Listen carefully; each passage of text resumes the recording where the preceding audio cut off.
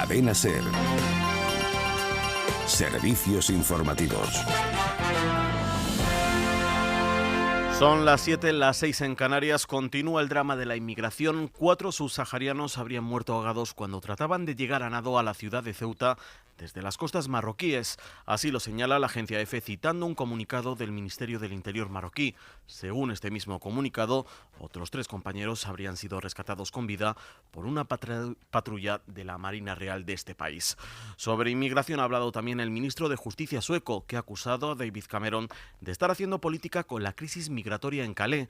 En una entrevista realizada en la BBC, Morgan Johansson asegura que el primer ministro británico no está asumiendo su responsabilidad en un tema tan importante como este. Noelia Cañas, ¿qué más ha dicho? El ministro sueco considera que Reino Unido puede hacer mucho más para solucionar la crisis migratoria internacional. También ha criticado la política del primer ministro británico David Cameron en este asunto. Lo escuchamos. He oído lo que ha dicho Cameron sobre los inmigrantes ilegales y sobre multitudes y este tipo de cosas. Creo que está tirando de la cuerda y que realmente lo que quiere es dividir a la gente y eso no es constructivo. También considera que el lenguaje usado por el jefe del gobierno británico no es el adecuado, ya que se ha referido a este tema con términos como plaga o inmigrantes ilegales antes de que se haya evaluado el estatus de las personas que solicitan asilo. El presidente de la Generalitat, Artur Mas, convocará en unas horas, mañana lunes, las elecciones catalanas del 27 de septiembre. El partido que gobierna en Cataluña, Convergencia, anima a los no independentistas a aparcar el discurso del miedo para convencer de sus ideas a los catalanes. Radio Barcelona, Montserrat. Rull asegura que las elecciones del 27 de septiembre serán plebiscitarias y dice que incluso el PP las plantea como tales, poniendo a Xavier García Albiol al frente de la lista y apostando por el no. Ahora pide a las fuerzas unionistas que busquen otros argumentos que el discurso del miedo. Intentemos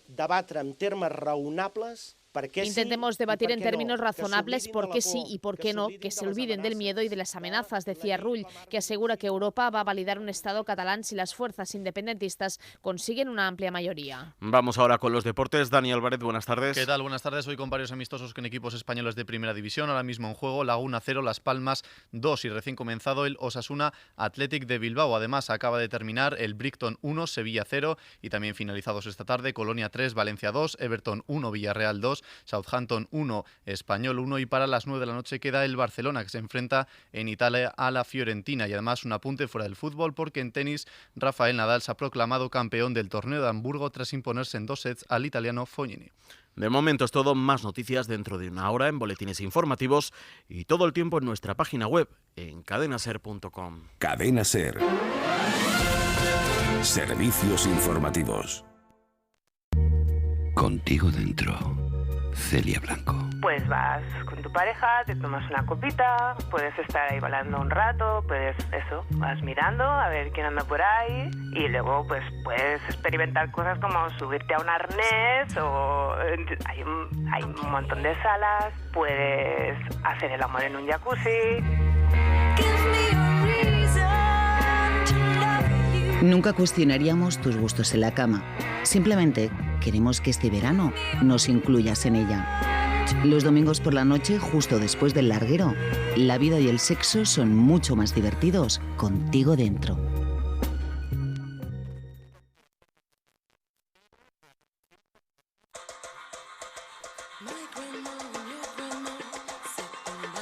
En la cadena SER, cualquier tiempo pasado fue anterior, con Nieves con Costrina.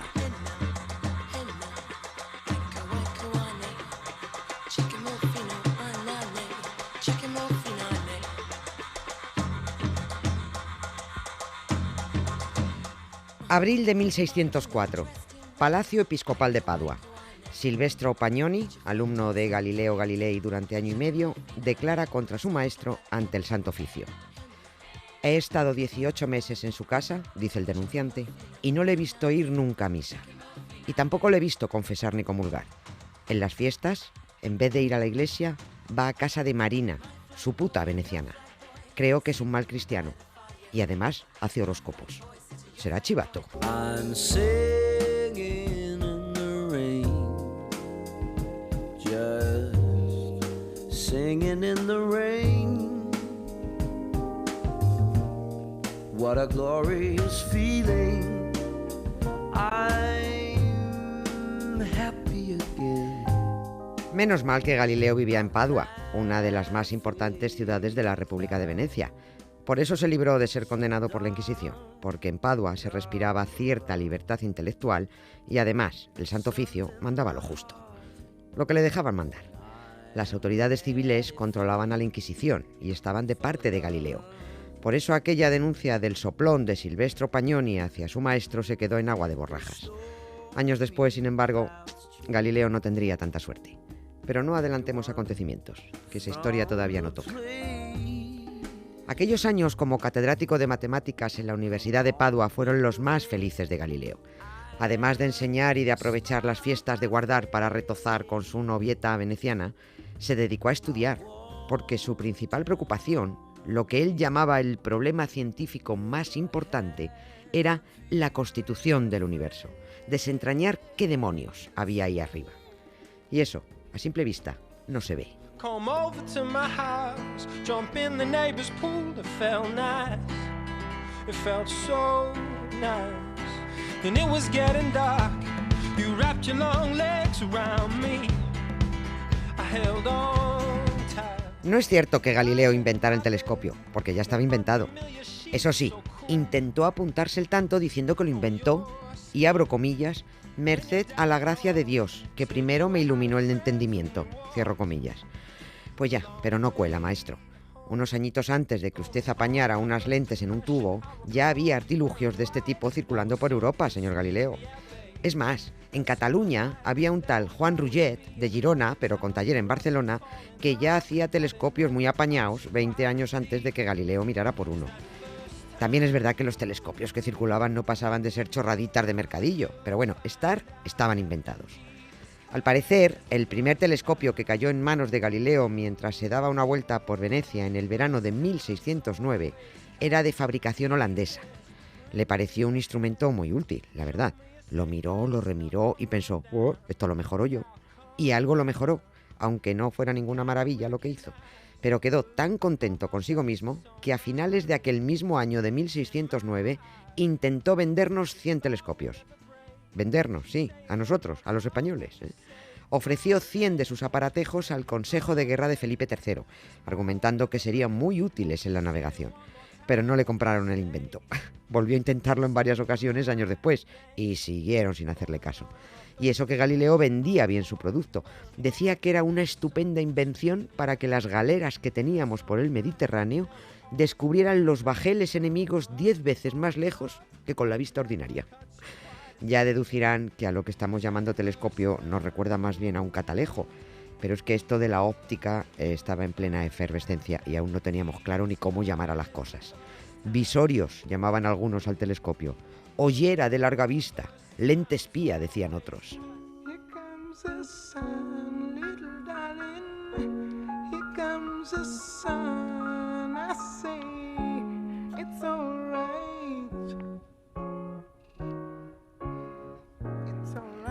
Dicen los que saben que tampoco es exacto eso de que Galileo fuera el primero en usar un telescopio para mirar al cielo, porque ya había otros mirando. Pero lo que nadie podrá discutir jamás es que Galileo fue el primero en saber mirar, que ahí está el verdadero mérito. Y miró tan bien que se fijó en que alrededor de Júpiter, el mayor planeta del sistema solar, había 4 bolitas dando vueltas a su alrededor. ¿A que acabo de descubrir 4 satélites?, se dijo. Y se fijó también en que el Sol tenía unas manchitas raras. Pero es que mirando a la Luna descubrió que había montañitas. Y abriendo más el foco, confirmó lo que ya se sospechaba, que la Vía Láctea era un alucinante conglomerado de estrellas. Todo esto, y mucho más, comprobó, confirmó y demostró Galileo. Así que, aunque no inventara el telescopio, ni fuera el primero en apuntar con él al cielo, da exactamente igual. El caso es que Galileo fue el que lo convirtió en un instrumento científico, el primero que se valió de él para sacar conclusiones que no hay Dios que pueda discutir. Por eso, cuando en 2009 se cumplieron 4 siglos desde que, según lo oficialmente aceptado, Galileo apuntara por primera vez al cielo con un telescopio cutre y con el que ahora nos entra la risa, la UNESCO, declaró aquel 2009 Año Internacional de la Astronomía.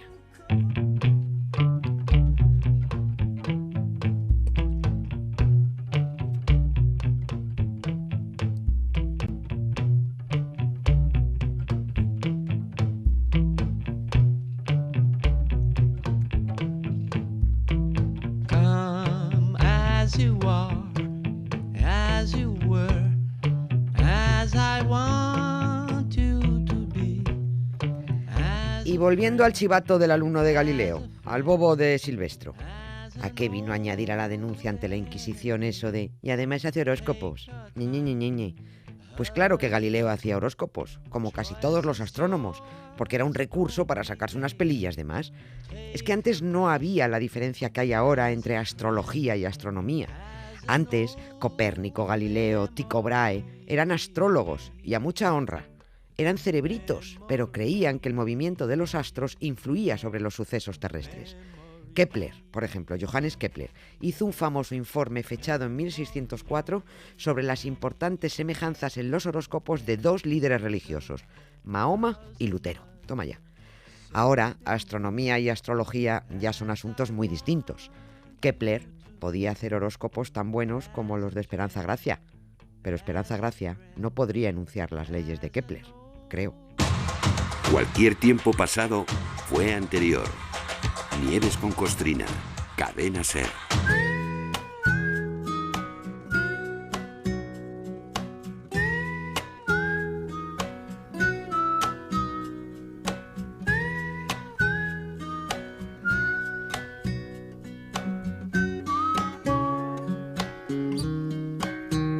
Back when all my little goals seemed so important, every pot of gold filling full of distortion.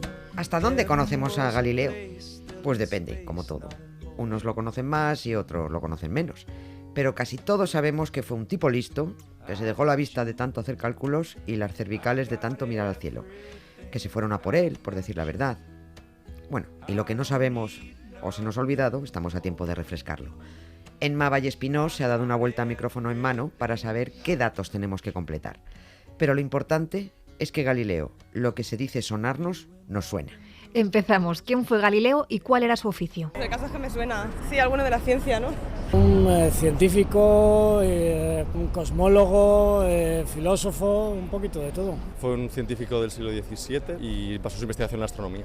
Galileo fue un astrónomo que fue el primero que mantuvo la tesis de que la Tierra era redonda. Era como descubridor de nuevas teorías. Era astrónomo. Sí, era un investigador. Todos los oficios dichos le encajan a Galileo, la verdad. Ahora, eso de que fue el primero que dijo que la Tierra era redonda, hombre, eso ya no. Se sabía de antes, en la teoría y en la práctica. Sobre todo desde que aquella expedición que inició Magallanes y remató Juan Sebastián Elcano saliera en dirección a América y regresara por debajo de África. Continuamos. ¿Qué dice la teoría heliocéntrica? Pues que todo el universo iba alrededor de nosotros. Que el Sol era el centro del universo y los planetas giraban a su alrededor. Que el Sol está en el centro del universo. Que el Sol es el centro del universo. No. Pues no me acuerdo. Helio, Sol. Céntrica, centro. Heliocéntrica. El Sol en el centro. Eso decía la teoría heliocéntrica que formuló Nicolás Copérnico, a la que se apuntó Galileo y que decía que el Sol está ahí plantado y todos los demás planetas, con nosotros incluidos los terrícolas, damos vueltas a su alrededor. ¿Sabe qué dice la teoría geocéntrica? Ni idea. Que el resto del universo giraba alrededor de la Tierra. Que la Tierra es la que está en el centro del universo. De las placas de la Tierra. Que la Tierra es el centro del universo. Me la jugaría con que la Tierra era el centro del mundo. Te la juegas bien. Geo, Tierra. Céntrica, centro. La Tierra en el centro. Eso decía la teoría geocéntrica, la única que les gustaba a los señores obispos, cardenales y en general al alto staff de la Iglesia Católica. Y hemos preguntado, ¿quién condenó a Galileo y por qué? Precisamente por sus creencias. La Inquisición porque las teorías iban en contra de lo que decían las Sagradas Escrituras. Por la Inquisición y fue condenado por contradecir la ley divina. Que le condenaron por el tema de la Tierra, por hacer unas leyes sobre la Tierra. Fue condenado por la Iglesia por decir que la Tierra no era el centro del universo. Ahí está. Es que la Iglesia, cada vez que oía eso de que la Tierra no era el centro del universo, se ponía de los nervios. Qué mal lo llevaban. ¿Cómo no iba a ser el centro si lo decía la Biblia? El más sesudo libro científico jamás publicado. Dicen que Galileo, tras retractarse ante el Tribunal de la Inquisición de la teoría heliocéntrica, dijo «e pur si muove». ¿Sabe qué significa? En latín poco. Y sin embargo se mueve. Que es como se supone que firmó el documento, pero no sé si es cierto. No. Y sin embargo se mueve. Déjame que la vea escrita. Alrededor todo se mueve o algo así. algo así, pues podría servir, porque efectivamente en el universo todo se mueve. Pero la traducción de ese eppur si muove viene a ser, sin embargo, se mueve. O dicho más coloquialmente en plan cabezón, pero moverse se mueve. Se refería a Galileo a la Tierra, porque después de hacerle abjurar de su teoría ante el tribunal, la Inquisición, pues después de hacerle decir que la Tierra estaba quieta en el centro del mundo, después de obligarle a convertir la verdad en mentira, lo condenaron a cadena perpetua. Lógico que Galileo se levantara cabreado del banquillo y dijera eso de, vale, pero moverse se mueve. Si lo dijo o no, lo aclaramos enseguida. ¿Y saben cómo murió Galileo? En circunstancias chungas. Fue ajusticiado, de alguna manera quemado, como un sacrílego, ¿no? Fue ejecutado, pero no sé si murió en la hoguera. Yo creo que le quemaron. Yo creo que no le mataron, ¿no? O muerte natural o quemado por la Inquisición. Sí, qué risa. Sí. Nos vale lo de que murió en circunstancias chungas, porque ahí entra todo. Galileo, 9 años después de haber oído la sentencia de la Inquisición, murió en su casa, cumpliendo su condena de cadena perpetua en arresto domiciliario. En 1642, 78 años después de haber venido a este mundo, se largó de él, aburrido de tanto ignorante con sotana.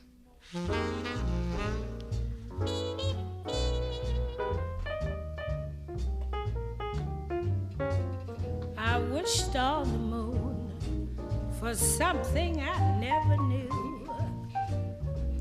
I wished on the moon for more than I ever knew. Maldigo y reniego de mis errores y herejías, y juro que en el futuro no diré jamás, ni afirmaré, de palabra ni por escrito, que la Tierra se mueve alrededor del Sol. Más o menos con estas palabras y puesto de rodillas ante los inquisidores, el anciano y achacoso Galileo Galilei tuvo que abjurar de sus ideas. Pensaba él que después de decirles lo que querían oír, pues que le dejarían en paz, pero no. Le calzaron la perpetua. Después de oír su condena, dicen que dijo eso de eppur si muove, pero no lo crean, ¿eh? Unos cuentan que lo dijo por lo bajini y otros aseguran que lo soltó a voces, pero Galileo, y de eso están convencidos los expertos, no dijo nada, porque en aquella época de clérigos con cerebro de mosquito le habrían quemado, pero vamos, allí mismo. La verdad es que el hombre estaba más preocupado de salvar su cuello que de mantener a toda costa su teoría. Hacía poco más de 30 años que al fraile Giordano Bruno lo habían achicharrado en una hoguera en Roma por insistir en que el Sol era el centro del universo. Y Galileo, la verdad, no estaba dispuesto a ser el siguiente en dar espectáculo. Si las sagradas escrituras decían que la Tierra era el ombligo del mundo, bueno, pues para ellos la perra gorda. ¿Que no gira? Pues muy bien, no gira. Aceptamos pulpo como animal de compañía. Razonar con mentes tan cerriles en aquel siglo XVII era misión imposible, porque no había argumento que les sirviera. Los que denunciaron a Galileo por hereje fueron los dominicos. Y ya saben por qué eligieron ese nombre estos frailes. Dominicos. Domini canes, los perros del Señor. Y eran perros rabiosos. Torquemada también era dominico. Cuando seguían el rastro de una presa, no paraban hasta acorralarla. Y cuando mordían, ya no soltaban. Iniciaron las hostilidades contra Galileo en 1614 y no se quedaron a gusto hasta que en 1633 consiguieron que la Inquisición lo condenara.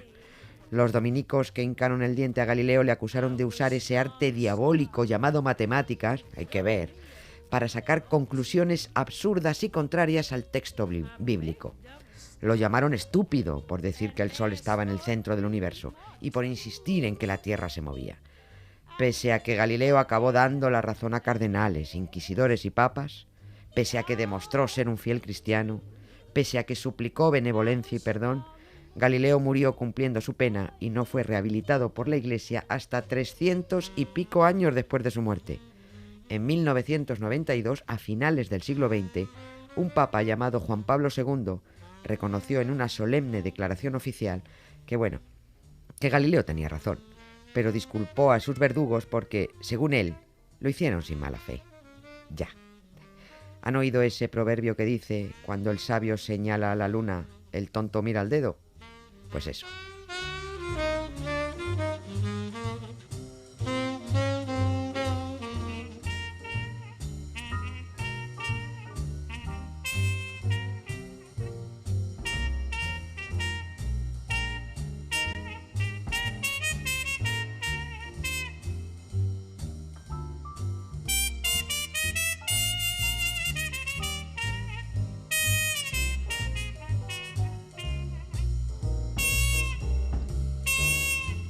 Nuevos descubridores.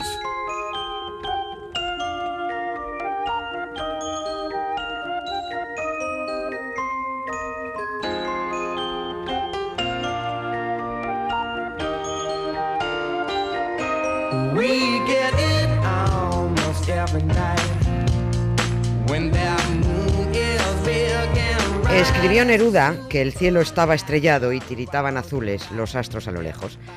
Vale, dicho así es muy bonito, pero todo depende desde dónde mires. Para los que vivimos en ciudades donde lo único que vemos cuando miramos al cielo es la luna y el helicóptero de la policía, Jesús Pozo nos trae una alternativa al problema. Y esta semana los nuevos descubridores te van a gustar con Costrina, porque he ido a uno de esos sitios que me llevas diciendo que tengo que visitar desde que te conozco. Por fin he ido al Planetario de Madrid. Y he estado con la directora Asunción Sánchez Justel, que, por cierto, es la misma desde que se inauguró hace 30 años. Pues recuerdo yo la puesta en marcha del Planetario de Madrid, que fue todo un acontecimiento, ¿no? Nos parecía tecnología punta. ¿Te contó de quién fue la idea del planetario? Claro que me lo contó, y más cosas. Fue una idea de Tierno Galván, que conocía la existencia de planetarios y la importancia que tenían en otros sitios del mundo. Realmente el Planetario de Madrid es un sitio de prestigio y además tremendamente popular. Unamos que vengan niños, colegios y familias, somos muy de familias, pero también divulgamos para adultos y luego también tenemos una línea de alta divulgación. Pero vamos al principio. Un planetario es un lugar dedicado a la presentación de espectáculos astronómicos y en el que es posible observar recreaciones del cielo nocturno de diversos lugares de la Tierra, no solamente de uno, y en diferentes momentos del año. Normalmente un planetario consta de una pantalla de proyección, perdón. Lo dirás, proyección. Sí, proyección, en forma de cúpula y un proyector planetario móvil capaz de proyectar las posiciones de estrellas y planetas. Todo es proyección en un planetario. Sí. Y el de Madrid, por supuesto, no es el único que hay en España. Además del de la capital, que se inauguró en el 86, como ha dicho Sánchez Justel, se han puesto en marcha otros como los de Granada, Pamplona, Valencia, Cuenca, Castellón o La Coruña. Pero el de Madrid es muy conocido en toda España por sus actividades con todos los públicos y fundamentalmente con los niños. En la actualidad lo que tenemos son unos programas infantiles alrededor de la figura muy cariñosa de un satélite que le llamamos López y que es el satélite dormilón. Y en base a eso pues se les habla del Sol, la Luna, de los planetas, de que hay satélites de otros tipos, de que son los cometas, pero en tono muy distendido y muy participativo, porque hay adivinanzas y ellos tienen que responder y entonces tú no sabes el follón que se monta. Y en esa visita que hice, además comprendí la necesidad de que Madrid tuviera un planetario. ¿Tú sabes lo que es un cielo pobre? Madrid no tiene cielo, porque tiene un cielo cubierto por las luces y sobre todo un cielo muy pobre.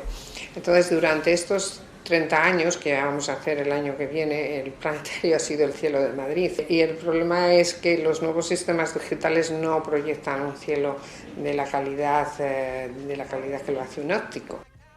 Mira tú, para que luego digan que de Madrid al cielo, que dicen algunos, ¿no? Y resulta que tenemos un cielo de los más pobretos, al final. Sí, pero la directora del Planetario de Madrid, Sánchez Justel, lo que me adelantó es que con motivo del 30 aniversario de la inauguración por Tierno Galván, que es el año que viene, en 2016, se va a realizar una gran remodelación y modernización de las instalaciones. Hablaba ella antes del sistema óptico y digital. Va a llegar el sistema digital, pero la directora del planetario me explicó la importancia y ventajas que tienen los sistemas ópticos frente a los digitales.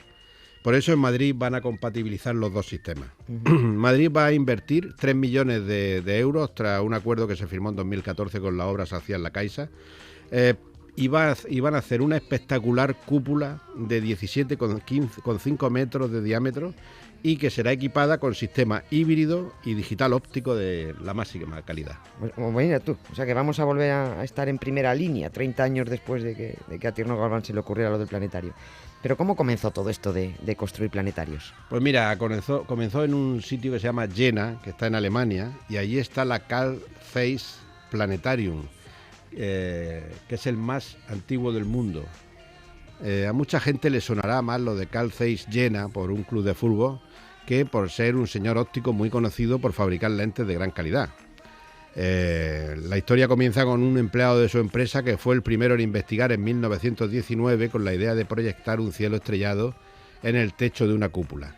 4 años después, en 1923, se realizó la cúpula en la fábrica y fue el primer espectáculo planetario del mundo, 1923. Y ahora la Casa Zeiss sigue disfrutando del importante negocio en el campo de proyectores para planetarios. No hay planetario sin Zeiss. Te tiene que sonar la marca porque fueron los primeros fabricantes de los prismáticos que se usaron en las 2 guerras mundiales. Lo de Zeiss sí, me suena lo de Zeiss. Pues Zeiss son los prismáticos fundamentales son Zeiss, son de la Segunda Guerra Mundial y de la Primera. Por los 2 bandos lo utilizaron. También te puede sonar porque la cámara que grabó la pisada de la Luna, la primera pisada de la Luna por un hombre, pues tenía montada una lente Zeiss. El Señor de los Anillos fue grabado con lentes Zeiss y hasta la lente que utiliza el Google Earth es de ellos. Bueno, y mientras llega la alta tecnología a Madrid, ¿podemos recomendar algún otro planetario que ya la tenga y que esté cerca o a mano? Bueno, a mano en España está, a 500 kilómetros de Madrid y a 1000 y pico de Cádiz. Y cerquita de Barcelona. Está en el Parque Astronómico del Montsec, en Lérida. Allí tienen desde marzo el primer planetario llamado Open 3D del mundo en su centro de observación del universo. Y permite contemplar el cielo con la cúpula totalmente abierta y a su vez pueden disfrutar de una proyección en 3 dimensiones. Para que te haga una idea, de los 2000 planetarios censados en todo el planeta, apenas 20 tienen el sistema de proyección 3D. Barbaridad. Bueno, pues el que no quiera ver lo que hay ahí arriba es porque no quiere.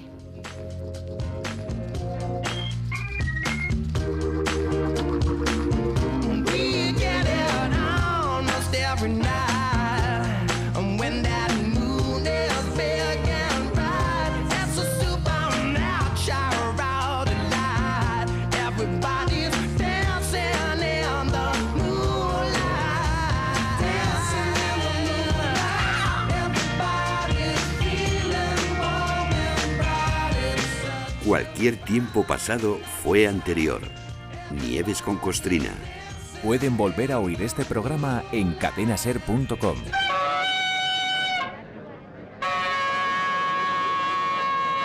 Cualquier tiempo pasado fue anterior. Nieves con Costrina. Y con una trompetilla.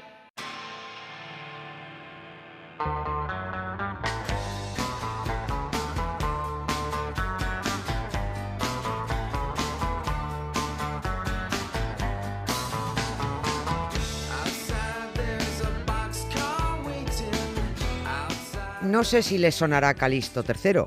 Fue papa. El Tito del famoso Alejandro VI, el Papa Borgia. De hecho, Calixto III fue el que enchufó a su sobrino para que luego fuera papa también él. Calixto III, el primer papa español, tomó trascendentales decisiones en aquel lejano siglo XV.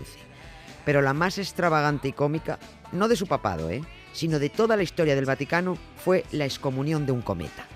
Calixto III excomulgó al cometa Halley, ese que solo se deja ver cada 70 y tantos años, y tuvo la mala suerte de pasar justo cuando estaba Calixto III. Está claro que por aquel entonces el cometa Halley no se llamaba Halley.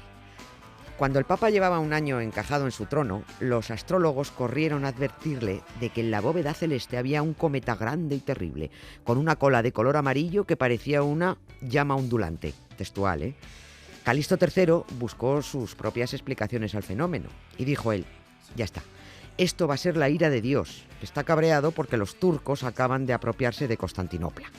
Hay que tomar medidas. Y las tomó. Primera, excomulgar al cometa. Segunda, que todos los príncipes cristianos se unieran contra la invasión musulmana. Y tercera, decretar que todos los fieles católicos durante el rezo del Ángelus pusieran todas sus ganas en hacer desaparecer el cometa o, en su defecto, provocar su caída sobre Constantinopla para exterminar a los turcos de un golpe. Vale. El cometa, afortunadamente, se tomó en serio lo de la excomunión y se largó, porque si llega a caer en Constantinopla, se van a hacer gárgaras no solo los turcos, también los Borgia, el Vaticano y la cristiandad al completo.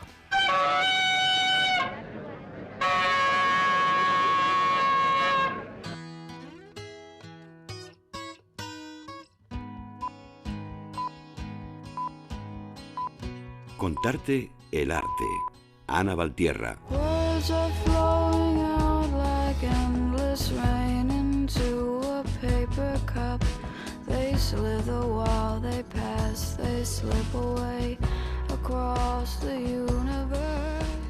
Hoy toca desmenuzar una pintura genial de un genial pintor. Da igual que esto sea radio. Hoy miramos El astrónomo, de Johannes Vermeer, Juanito Vermeer.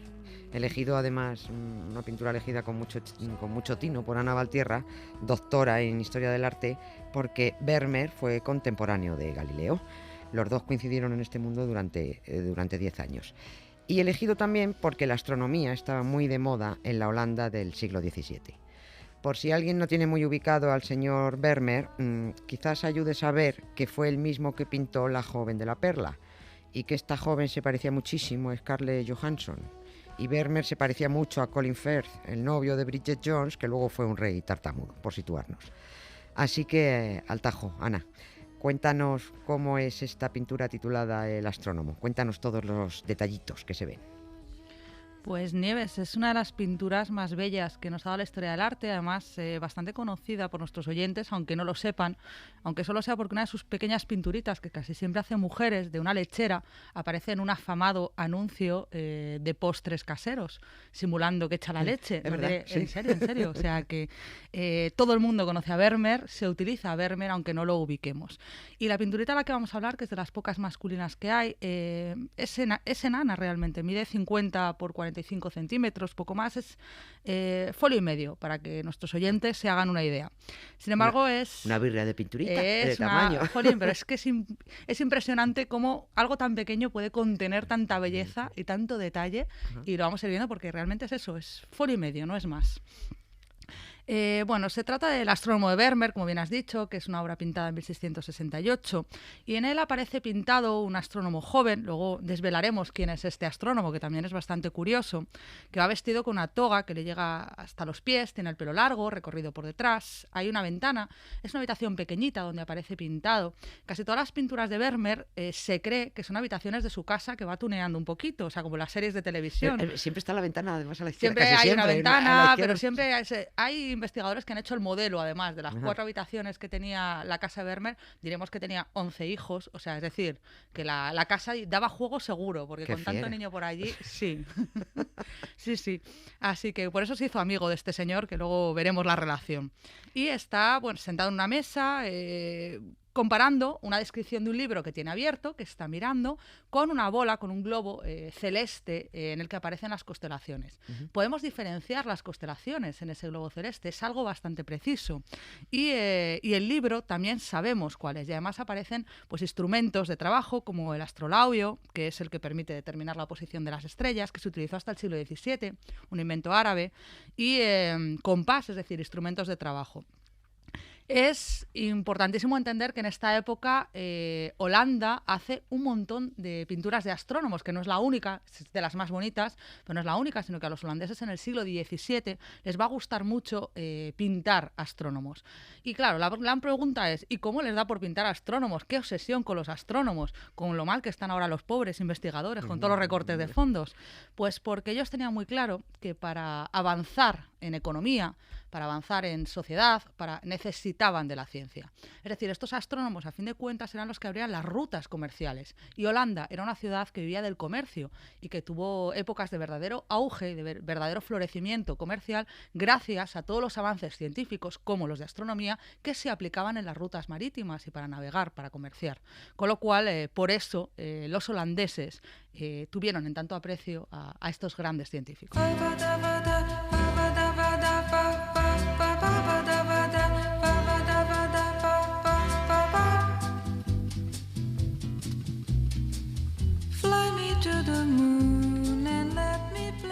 Otro asunto, ¿sabía este hombre, sabía Vermeer de astronomía? ¿Sabía él lo que tenía que pintar? Jolines, Nieves, no es que solo supiera lo que tenía que pintar, sino que hay cosas que realmente sorprenden. O sea, no solo hemos identificado perfectamente el globo celeste, que en el que aparecen 3 constelaciones que se ven de manera clara, que es la Osa Mayor, el Dragón y Hércules, sino que sabemos que es un globo que ideó un tal Ondius, es decir, que Vermeer va a copiar el diseño de un globo celeste real que existía en la época. Y no solo eso, sino de un globo celeste que vendían y que Vermeer tenía en su casa. Con lo cual, la sociedad del momento tenía esta inquietud intelectual por tener estas cosas que fíjate qué precisas son. Este globo de Ondius se caracterizaba porque las constelaciones aparecían con los dibujos. Es decir, el dragón era un dragón, la osa mayor era una osa, es decir, tal y como lo idearon los griegos antiguamente, que pensaban que el cielo era un sitio de contar historias de seres que habían... Un parque zoológico, prácticamente. Un parque zoológico... Bueno, había muchos líos por el cielo. En otro programa ya a lo mejor lo trataremos, pero había muchos líos por el cielo. Pues, si hay líos, sí quiero tratarlo. Sí, ¿verdad? Si ya sabía que te iba a gustar. Hay, pues por ejemplo, están el escorpión y Orión que se van persiguiendo por el cielo. Hay una que la subieron porque no paraba de llorar, a otro porque le intentaron... O sea, los que no sabían muy bien dónde ponerlo los griegos, pues allá que los mandaban al cielo. Y ahí que los puso Ondius. Luego, por ejemplo, el manual que utiliza, el libro que está consultando, que tiene abierto y que está comparando con lo que aparece en el globo, es un manual de astronomía, de instituciones astronómicas de un tal Adrien Metius, que es una guía práctica para estudiar astronomía y geografía que también compraba la gente en el siglo XVII y que se cree, o que Vermeer tenía en su casa. Aparece el astrolabio, que lo hemos visto antes, el mapa náutico, pero es que además una de las cosas, para que veamos el conocimiento científico que tenía Vermeer, que era un pintor, una de las teorías que más se han divulgado desde hace un tiempo es que pintaba utilizando un artefacto que se llamaba cámara oscura. La cámara oscura es el antecesor de la fotografía, de la televisión, de los vídeos. O sea, es cómo hemos llegado nosotros a hacer cine, es gracias al conocimiento de la cámara oscura. Y es pues una caja, como su nombre indica, que lo que nos hace es pasar una imagen que está en 3D a una superficie que está en 2D. Lo que se hace es hacer un agujerito por donde entra la luz, los objetos se reflejan y aparecen invertidos en el otro lado. Y lo que hace el pintor es sobrepintar. Es el antecesor del telescopio, que nos viene muy al pelo para hablar en este programa, ¿no? Con Galileo, totalmente al pelo.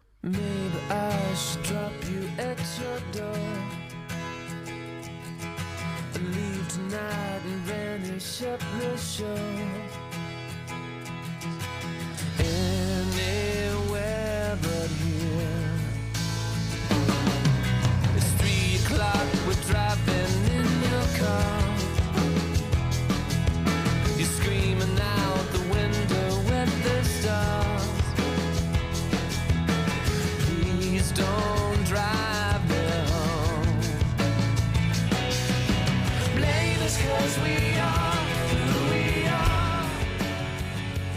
¿De dónde sacó este hombre todos sus conocimientos? Vermeer, hombre, porque un pintor sabía de pintar, pero no sé cómo entendía tanto de astronomía, ¿no? No había una aplicación de WhatsApp que bajarse, de móvil que bajarse, no había documentales de la DOR, no había internet, no había nada. No había nada, solo estaba el cielo para mirar. Estaba el cielo. Bueno, en el caso de Vermeer estaba el cielo para mirar y un vecino un tanto curioso, que se cree que es a quien está retratando, que es un tal Anton van Leeuwenhoek, a ver si lo pronuncio yo bien.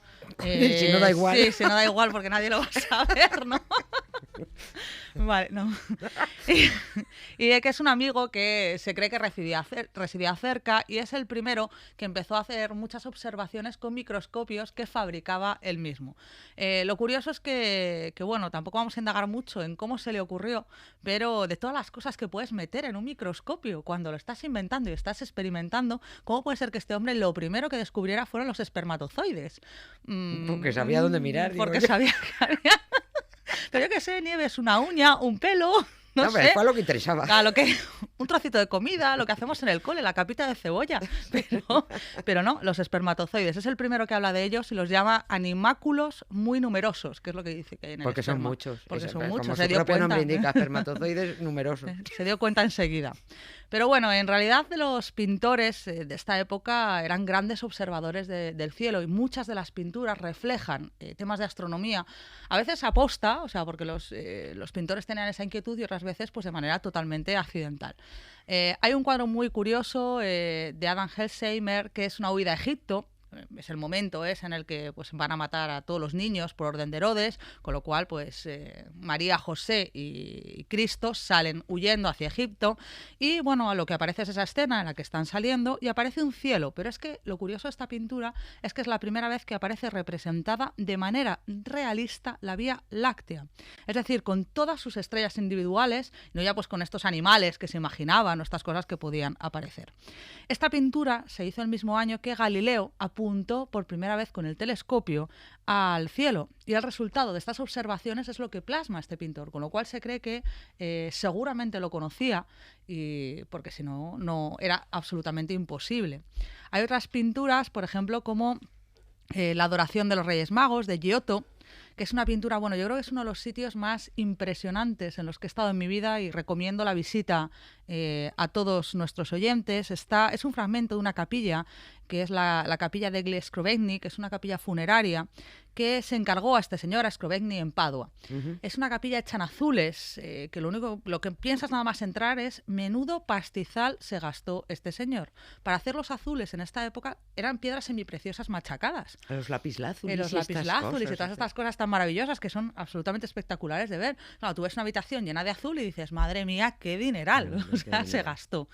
Y aparece en una adoración de los Reyes Magos, en uno de estos fragmentitos, y aparece la estrella. La estrella es lo que guió a los Reyes Magos a través de Oriente. Pues aparece el cometa Halley, que se cree que seguramente lo vio Giotto en persona en 1301. Y como lo vio y le sorprendió, pues lo pintó. Es un cometa muy grande y brillante que orbita, recuerdo, alrededor del Sol cada unos 76 años aproximadamente. No sé si nos va a tocar verlo. Y yo creo que... ¿Nos toca dentro de poco? No sé yo, lo vamos a mirar, sí, lo vamos a mirar.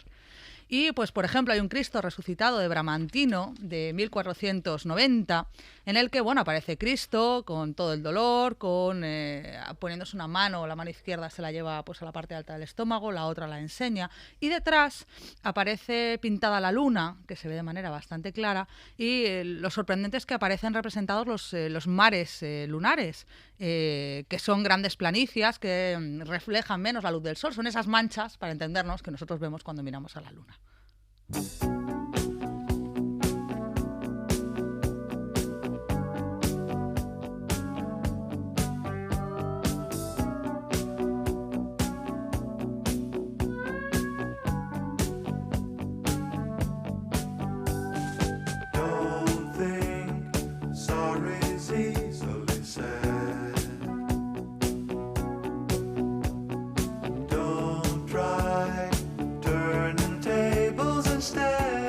Ahora ya sabemos que habría tortas en las subastas por las pinturas de Vermeer, entre otras cosas porque se le atribuyen muy poquitas, 30 y tantas, ¿no? Pero estaba de moda también antes, Vermeer, este hombre. Bueno, Vermeer ha adquirido mucha popularidad en el siglo XX, sobre todo porque hubo una persona ya obsesiva de por sí y que se obsesionó mucho más con las pinturas de Vermeer, que fue Hitler. Hitler compró todas las obras de Vermeer que pudo y las que no pudo, pues se las llevó. Porque entonces, ¿qué tontería comprarlas? Sí. Si ¿Para soy qué pagar? Hitler. Claro, ¿para qué pagar si las puedo tener?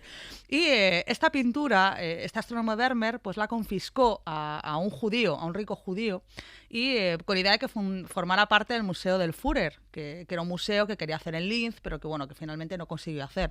Y aparece, se intentó, para hacer este museo, se intentó pagar todo, para que veas que tenía el buen detalle de intentar poner dinero por delante, los fondos de Mein Kampf, que es el libro que consiguió, Mi lucha, que para poder montar este museo, que finalmente, pues, como cayó en manos de los aliados, pues la pintura fue recuperada y aparecen muchas fotografías de los soldados aliados recuperando esta imagen que, como curiosidad diré, que tiene por detrás una esvástica marcada de su propiedad. Ya sabes que Hitler marcaba todo lo que podía y el astrónomo de Vermeer no puede ser menos. Que le gustaba a él poner su sello. Y tanto, en cuanto podía. Gracias, Ana.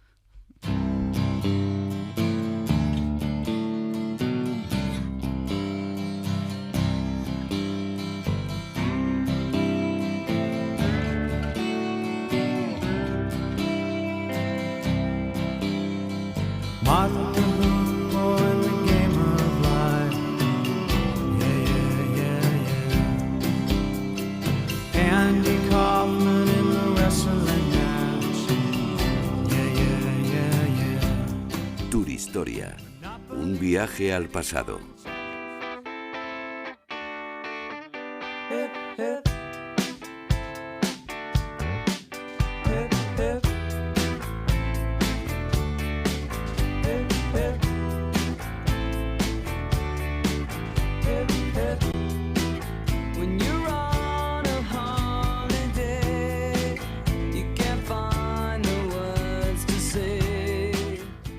Siguiendo el plan previsto, toca irnos de viaje. Y hoy hacemos turismo por el monumento más antiguo de la historia de la humanidad, por el cielo. Hoy hacemos astroturismo y nos lleva de viaje Jesús Pozo, aunque todavía no sabemos desde dónde. Vamos a ver, con Costrina, vas a escuchar una pequeña descripción del lugar que vamos a recomendar para viajar. A ver si sabes a qué lugar de la Tierra vamos a hablar. Esta isla, que huye del turismo de masas, de sol y playa únicamente, es una riqueza natural y es una joya. Tiene una parte norte con unos bosques muy densos de laurisilva. Pues mira, yo estoy por irme a las Canarias, por el acento más que nada, ¿eh? Bueno, te voy a dar otra pista. El 5 de junio una fotografía tomada en esa isla fue elegida nada más y nada menos por la NASA como fotografía del día, que esto es muy complicado.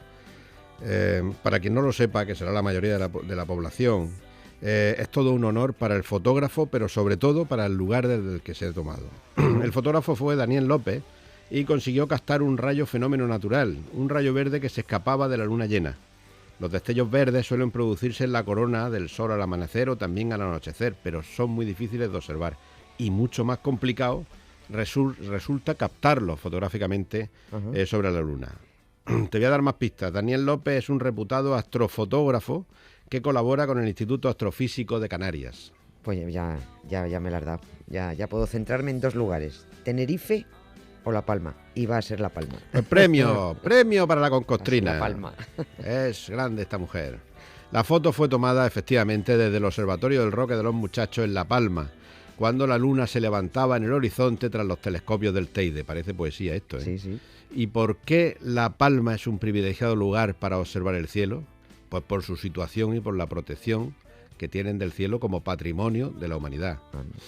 La resumida descripción de la isla que hemos escuchado nos la ha hecho Ana Castañeda, que es la técnico de turismo de la isla y una de las personas que más han trabajado y que más sabe sobre astroturismo en España. Y tú me dirás, con Costrina, ¿cuándo comenzó lo del astroturismo? Te lo digo, ¿cuándo comenzó lo del astroturismo? Bien, eso esperaba. Te lo voy a contar porque seguro que tampoco sabes que la contaminación lumínica y la concentración de la población en núcleos urbanos impiden a un 99% de los europeos ver ni siquiera la Vía Láctea desde su casa. Es que la Vía Láctea, no la vemos nunca. Efectivamente, bueno, aquí en Madrid. La Palma, por favor.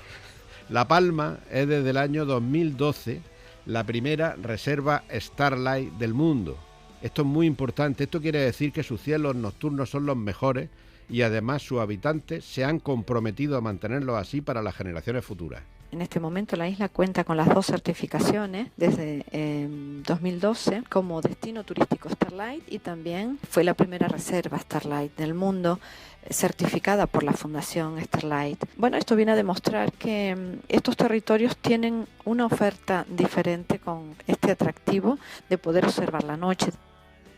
Hay que decir que después de La Palma en 2012 llegaron otras reservas Starlight, casi todas en España, curiosamente. Te voy a citar: la Sierra Sur de Jaén y la Sierra Morena, también en Jaén, han sido las dos últimas declaradas en 2014.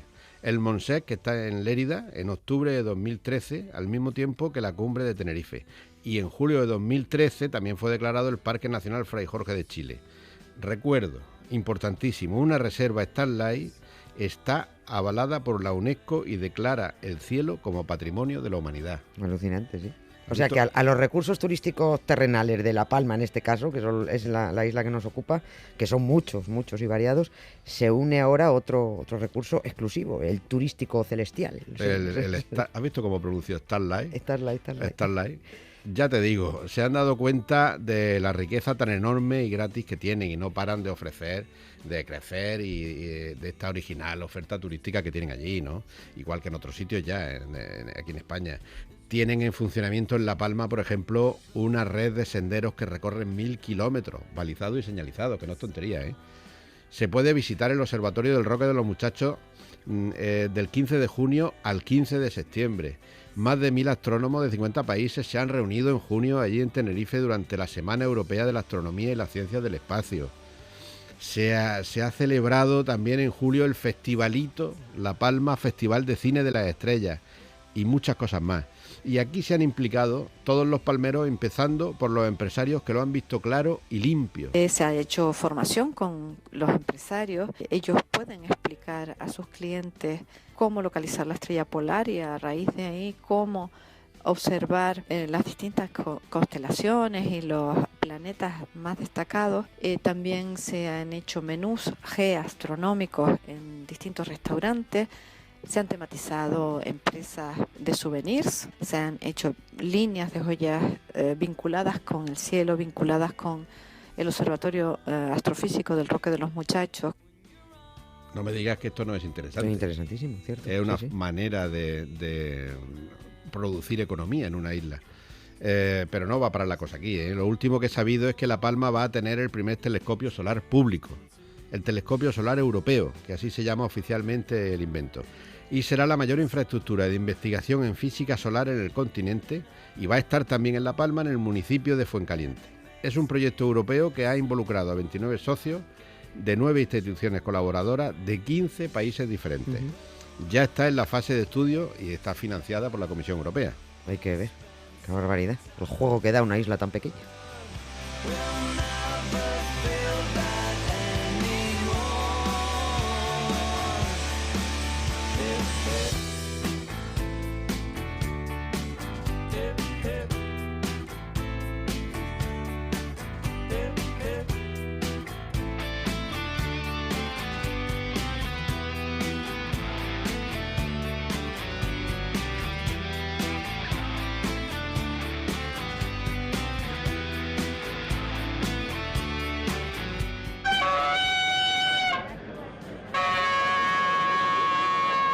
Cualquier tiempo pasado fue anterior. Nieves con Costrina. Y con una trompetilla.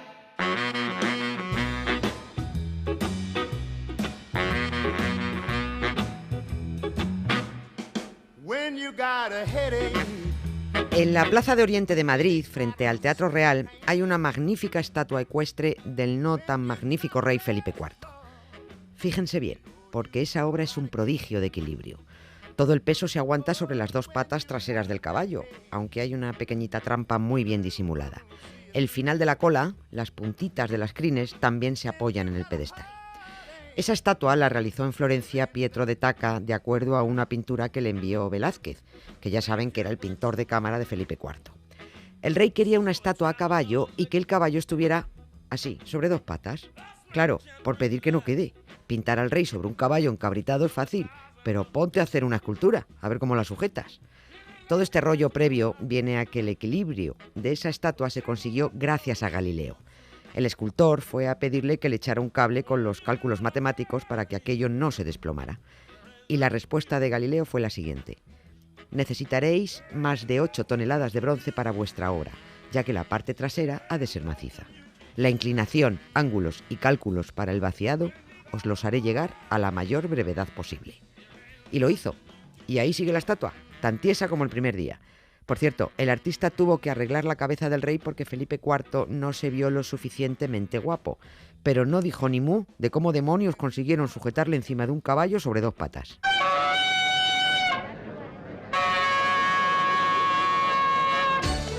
Esto era un gato con los pies de trapo y la cabeza al revés. ¿Quieres que te lo cuente otra vez? Cuéntame un cuento y verás que contento. Me voy a la cama y tengo lindas señas. ¿Han estado en Venecia? Da igual. La hemos visto tanto en fotos y en la tele que nos situamos perfectamente. Visualicen la famosa Plaza de San Marcos. Por cierto, Patrimonio de la Humanidad, declarada por la UNESCO en 1987. Y ahora fijen su atención en el campanile, esa torre puntiaguda de casi 100 metros de altura en una esquina de la plaza. Pues hasta ahí arriba subió Galileo a Leonardo Donato, el dux, el jefazo máximo de la República de Venecia, para hacerle mirar por el telescopio que había fabricado. El dux alucinó, porque miró hacia la isla de Murano, que está a 2,5 kilómetros, y parecía que estaba ahí mismo. Ahora bien, el campanile desde el que Galileo demostró la utilidad de su telescopio no es el mismo que nos enseñan ahora. No se fíen de esas guías que dicen que el famoso campanile de Venecia es de los más antiguos de Europa porque data del siglo XI. Y un cuerno, el campanile auténtico, plof, se les desplomó.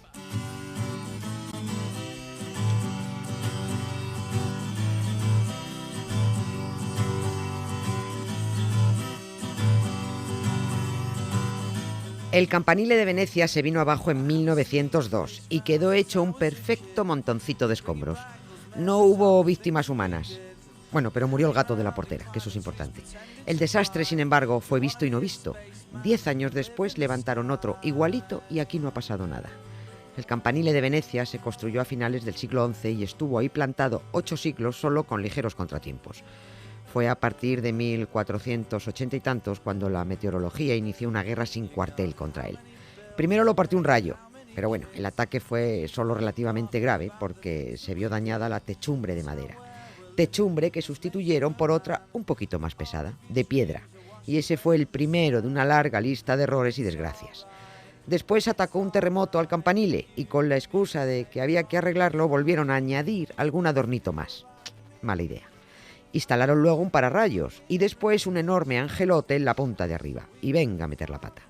Porque el arquitecto que diseñó el campanile no lo hizo para que cada uno que llegara siguiera añadiendo peso por su cuenta para hacerlo más alto y más mono. Y así fue como acabó saliendo una grieta, que cada vez se hizo más gorda y que terminó por provocar el derrumbe. La ciudad de Venecia decidió que eso había que reconstruirlo de inmediato y se pronunció la famosa frase «dovera e com'era», es decir, había que edificarlo donde estaba y tal y como era. Algunos pusieron el grito en el cielo, porque eso era una especie de falsificación de la arquitectura histórica. Pero los venecianos, que ya tenían mucho ojo turístico hace 100 años, dijeron, vale, pero en el siglo XXI el 70% de los ingresos nos van a venir del turismo, así que esto lo reconstruimos aunque sea con papel maché. Y ahí lo tienen, el campanile, que solo tiene 100 añitos y parece que tiene 800. ¿A que no se nota nada? Pues es nuevo. Han escuchado Cualquier tiempo pasado fue anterior. Un programa de Nieves con Costrina, Cadena SER. Escucha con nosotros la vida. Pueden volver a oír este programa en cadenaser.com.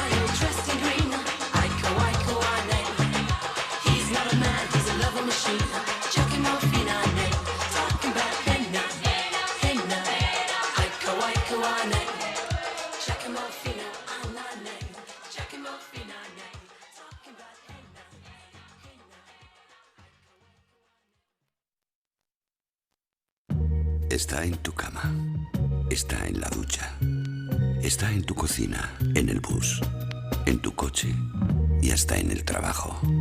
Está en todas partes donde hay seres humanos. Se respira, se intuye, se practica, se cuenta, se vive y se muere por él. Es el sexo. Ahora también se habla de él en la SER. La vida y el sexo son mucho más divertidos contigo dentro. Celia Blanco, madrugada del lunes, desde la 1, hora menos en Canarias. Y siempre que quieras, en el podcast de cadenaser.com. Descárgate este programa a través de la aplicación de la Cadena SER y en cadenaser.com. Radio Madrid 105.4 FM, 810 Onda Media. radiomadrid.es.